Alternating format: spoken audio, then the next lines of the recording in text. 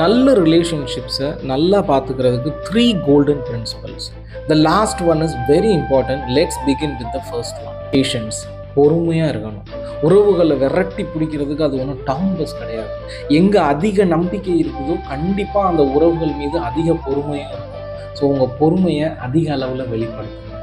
And number 2, maturity.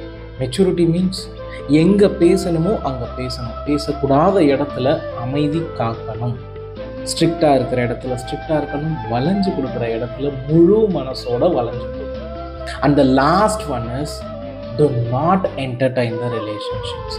சந்தோஷமாக வச்சுக்கிறதுக்காக கொடுக்குற அதிகப்படியான கமிட்மெண்ட்ஸ், நேரத்தை அதிகப்படியாக செலவு பண்ணுறது, உங்களால் தான் அந்த உறவு சந்தோஷமாக இருக்குது அப்படின்னு நீங்கள் வெளிப்படுத்துறத குறைச்சிக்கணும். Limit yourself to entertain the relationship.